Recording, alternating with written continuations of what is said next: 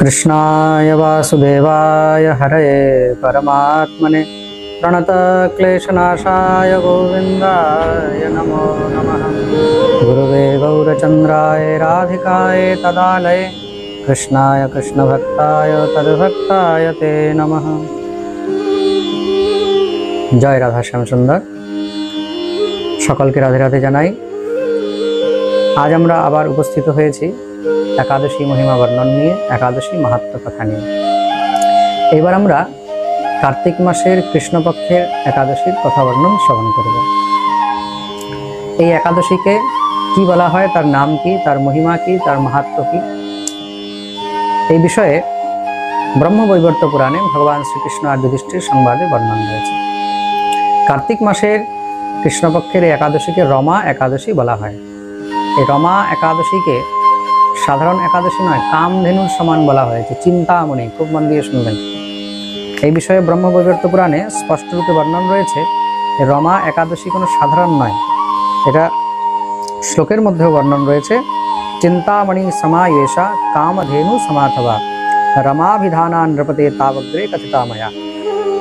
তার জন্য আমি শ্লোকটা বলে দিলাম। চিন্তামণি সমায়েশা, রমা একাদশী কিসের সমান বলছে? চিন্তামণি, তুমি এই একাদশীর ব্রত করে যা চিন্তা করবে সেই সমস্ত ফল পাবে। তুমি যা বিচার করবে, যা ভাববে, যেই ভেবে তুমি এই একাদশী করবে সেই ফল প্রাপ্ত করবে। সকল মনোরথ, এটা হলো সকল মনোবাসনা পূর্ণের জন্য। যে যেটা ভেবে চিন্তন করে একাদশী করে সে তার ফল প্রাপ্ত করে। এটাকে কামধেনু বলা হয়েছে। কামধেনু সমাথবা, অথবা কামধেনুর সমান। চিন্তামণি বা কামধেনু। কামধেনু মানে কামধেনু গাভীর কাছে যা চাওয়া হয় সে সব কিছু পাওয়া যায়। তদ্রূপ এই রমা একাদশী। এই বিষয়ে যুধিষ্ঠির প্রশ্ন করলেন, প্রভু কার্তিক মাসের এই কৃষ্ণপক্ষের একাদশীর নাম কি এবং তার মহিমা কি? ভগবান তখন উত্তর দিলেন, রাজন শ্রূয়তাম রাজ শার্দুল কথয়ামি তবাগ্রতঃ কার্তিকে কৃষ্ণপক্ষে তু রমা নামনি সুশোভনা। এই কার্তিক মাসের কৃষ্ণপক্ষের একাদশীর নাম হলো রমা একাদশী। রমা একাদশীর বিশেষতা কি, তার মহিমা কি? ভগবান বলেন, রাজন পূর্বকালে এক রাজা ছিল যার নাম ছিল মুচুকুন্দ। সেই সূর্যবংশী রাজা মুচুকুন্দ ভগবানের পরম ভক্ত ছিলেন, পরম বৈষ্ণব ছিলেন, পরম ভগবত ভক্ত। আর দেবরাজ ইন্দ্র, বরুণ, চন্দ্র তাদের সঙ্গে তার খুব ভালো বন্ধুত্ব ছিল, খুব ভালো সম্পর্ক ছিল। কুবের, বিভীষণ ইত্যাদি তাদের সঙ্গেও খুব ভালো সম্পর্ক ছিল মহারাজ মুচুকুন্দের। সেই মুচুকুন্দের ঘরে খুব সুন্দর একটি পুত্রী হয়েছে। সেই পুত্রীর নাম হলো চন্দ্রভাগা। চন্দ্রভাগা নামক সেই কন্যা হয়েছে। যখন সেই কন্যা বড় হয়েছে, বিবাহযোগ্য হলেন, তখন রাজা মুচুকুন্দ চন্দ্রসেনের পুত্র শোভনের সঙ্গে তার বিবাহ দিলেন। চন্দ্রসেনের পুত্র শোভনের সঙ্গে নিজের পুত্রী চন্দ্রভাগার বিবাহ দিয়েছেন। একবার কি হয়েছে, তার পুত্রী নিজের স্বামীকে নিয়ে, তার জামাতা আর কন্যা তার রাজ্যে এসে উপস্থিত। জামাই এসেছে, খুব আনন্দের বিষয়, খুব আনন্দ চলছে। কিন্তু হঠাৎ তার মধ্যে একাদশী পড়েছে। শ্বশুর বাড়িতে এসছে জামাই, তা জামাইয়ের জন্য খুব খাতিরদারি করা হবে, সবকিছু খুব ভালোই চলছে। কিন্তু মাঝখানে একদিন একাদশী। তা একাদশীর জন্য কি করবে? চিন্তিত হয়ে গেলেন। রাজা বলেছেন, আমার তো নিয়ম, একাদশীর দিন আমার রাজ্যের মধ্যে কেউ অন্ন গ্রহণ করতে পারে না, সবাই নিরাহার থাকে। পুরো রাজ্যের মধ্যে ঢাকঢোল বাজানো হয় দশমীর দিন। সমস্ত সব মহারাজ প্রহরীরা গিয়ে ঢাকঢোল বাজিয়ে চারোদিকে সূচনা দিয়ে দেয়, খবর দিয়ে দেয় আগামীকাল একাদশী।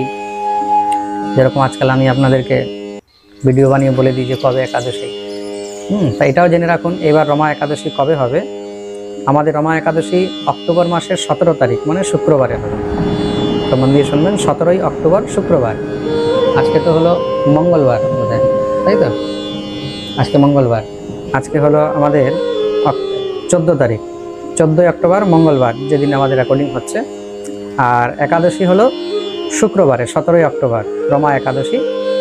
আর তারপরের দিন দ্বাদশীর পালন করবেন সূর্যোদয়ের পরে 9:28 মধ্যে পালন করবেন।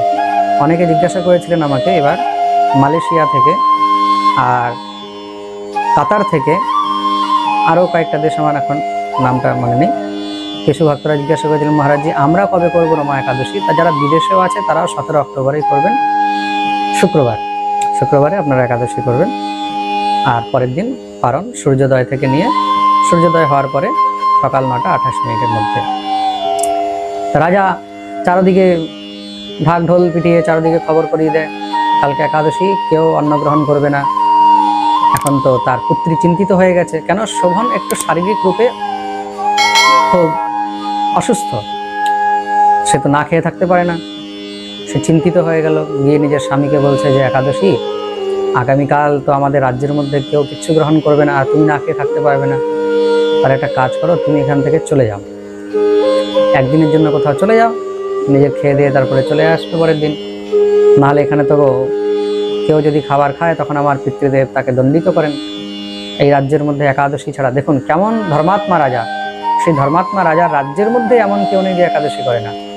আর এতটুকু পর্যন্ত এখানে গ্রন্থের মধ্যে লেখা রয়েছে, তার রাজ্যের মধ্যে শুধু মানুষ নয়, হাতি, ঘোড়া, পশু পাখি, যা যা পোষ্য, যেগুলো তার ওখানে পুষে রাখার, যে গরু থেকে নিয়ে হাতি ঘোড়া যেগুলো রাজার এখানে থাকে, সেগুলো কেউ কিন্তু সেদিন কিছু গ্রহণ করে না, সব নির্জলা নিরাহার থাকে।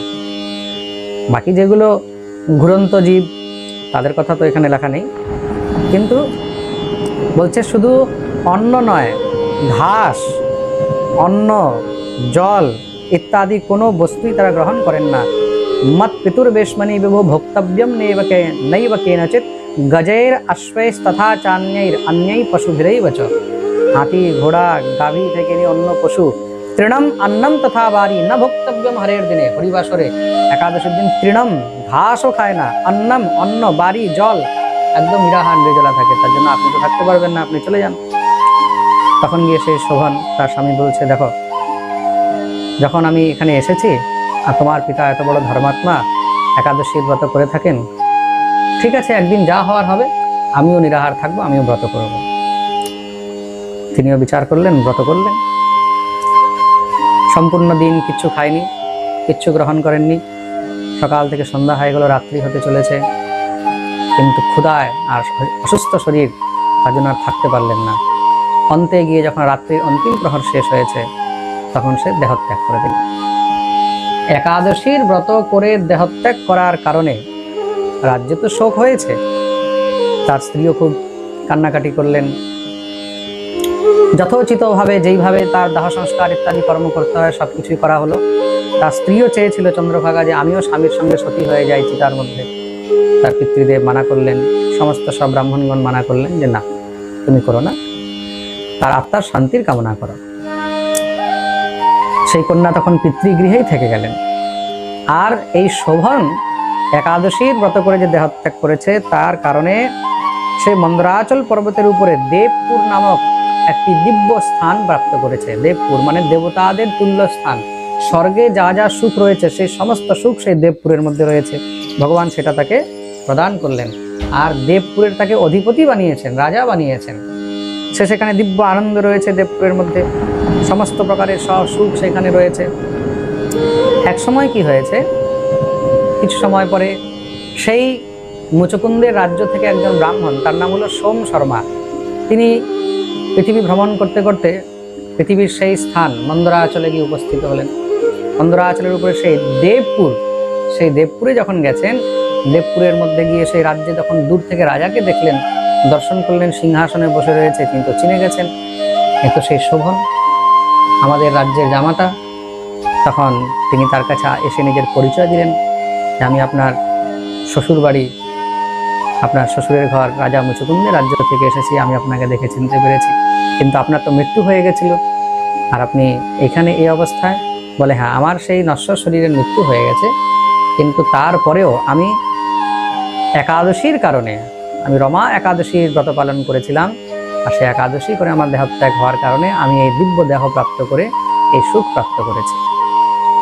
কিন্তু এটা তো অধ্রুব। তখন সেই ব্রাহ্মণ বললেন, অধ্রুব কেন? কেন কি আমি অনিচ্ছা সত্ত্বে, মনের মধ্যে সেই শ্রদ্ধা ছিল না, সেই সমস্ত নিয়ম নিষ্ঠা ইত্যাদি মেনে তো আমি করিনি, খাবার খেতে পারবো না বলে আমি বললাম ঠিক আছে, যখন সবাই খাবে না তো আমিও খাবো না, এই বিচার করে তখন আমি এই ব্রতটা করেছি, তার ফলে আমি এটা পেয়েছি। কিন্তু তুমি তো যাবে রাজ্যে, গিয়ে আমার স্ত্রীকে বলবে, সে যদি চায় তাহলে আমার এই অধ্রুব রাজত্বকে ধ্রুব করে দিতে পারে। অধ্রুব মানে অস্থায়ী, ধ্রুব মানে স্থায়ী। সোম শর্মা তখন সেখান থেকে ফিরে আসলেন, এসে রাজা মুচুকুন্দকে সমস্ত সব বিষয়ে বর্ণন করলেন, তার কন্যাকে চন্দ্রভাগাকে সমস্ত সব কথা বর্ণন করলেন। চন্দ্রভাগা শুনেই সঙ্গে সঙ্গে অধীর হয়ে গেল, আমাকে আমার স্বামীর কাছে নিয়ে চলো। তখন সোম শর্মা তাকে সেই স্বামীর কাছে নিয়ে আসার জন্য যখন মন্দরাচলে এসে উপস্থিত হয়েছেন, সেই মন্দরাচল পর্বতে গিয়ে সেখানে এক দিব্য ঋষির সঙ্গে দেখা হলো, তার নাম হলো বামদেব ঋষি। ঋষির কাছে গিয়ে প্রণাম করলেন, ঋষির কাছে প্রণাম করে সমস্ত সব বৃত্তান্ত জানালেন।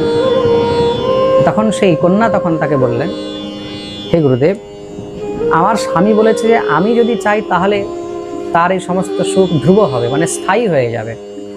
মানে একদিন তো সবার পুণ্য শেষ হয়, তো ক্ষীণে পুণ্যে মর্তে লোকে বিশন্তি, যখন পুণ্য শেষ হয় তখন তাকে আবার সেই জায়গায় যেতে হয়। তা আমি যেন এটাকে স্থায়ী করতে পারি, তার জন্য আমাকে কি করতে হবে?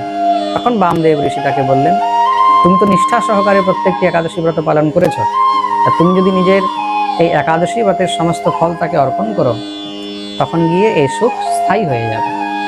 তখন তাকে সেই চন্দ্রভাগাকে সুন্দর করে অভিষেক ইত্যাদি করিয়ে ব্রতে সংকল্পিত করলেন। আর সেই ভগবতী চন্দ্রভাগা তখন এই রমা একাদশী ব্রত পালন করলেন সম্পূর্ণ বিধি বিধানের সংকল্প নিয়ে। তৎপশ্চাৎ তিনি এই একাদশীর ফল নিজের স্বামীকে উৎসর্গ করাতে তখন সেই ভগবতী চন্দ্রভাগাও দিব্যদেহ প্রাপ্ত করে নিজের স্বামীর কাছে গিয়ে উপস্থিত হলেন। আর দুজন মিলে সেই ধ্রুব মানে স্থায়ী সেই দিব্য আনন্দ সুখ উপভোগ করলেন। আর ভগবত ভজন করে তারা আজও ভগবত চরণারবিন্দে রত হয়ে রয়েছেন। তো বলছেন, যেই জীব এই রমা একাদশী ব্রত পালন করে থাকে, সংসারের সমস্ত পাপ থেকে তো সে মুক্ত হয়, ব্রহ্মহত্যা আদি পাপ থেকেও সে মুক্ত হয়। এবং যে যা চিন্তা করে এই একাদশী ব্রত করবেন, যে ইচ্ছা রেখে করবেন, তার সেই সমস্ত ইচ্ছা অবশ্যই সফল হবেই হবে। তার জন্য এই রমা একাদশীর ব্রত নিশ্চয়ই পালন করবেন। যারা সমর্থবান তারা নিজের সামর্থ্য অনুসারে ব্রত পালন করবেন। যারা নির্জলা নিরাহার থেকে করতে পারেন তারা নিরাহার থেকে করবেন, যারা নিরাহার পারেন না ফলাহার থেকে করবেন, যারা ফলাহার থেকে পারেন না তারা শাকাহার করবেন, অন্নটা বর্জন করবেন। বাকি যত পারবেন হরিবাসর, এই হরিবাসরের মধ্যে যদি আপনারা রাত্রি জাগরণ করতে পারেন খুব ভালো, যত পারবেন জপ করবেন, ভাগবত পাঠ করবেন, গীতা পাঠ করবেন, ভাগবত পাঠ শ্রবণ করবেন। যদি তীর্থে থাকেন তীর্থে গঙ্গা যমুনা ইত্যাদি রাধাকুণ্ডে স্নান করবেন। যে যেখানে থাকবেন সেইভাবে দান ধর্ম ইত্যাদি একাদশীর দিন যা পারবেন অবশ্যই করতে থাকবেন। সমস্ত ভক্তদের কাছে আমি করবদ্ধ প্রার্থনা করব যে আপনারা সবাই হরিভক্তি যেন লাভ করতে পারেন। একাদশী করুন, যে যেমন আছেন যে জায়গায় আছেন সে সেখানে থেকেই নিজের নিজের সামর্থ্য অনুসারে একাদশী ব্রত পালন করবেন। রাধে রাধে, জয় রাধে।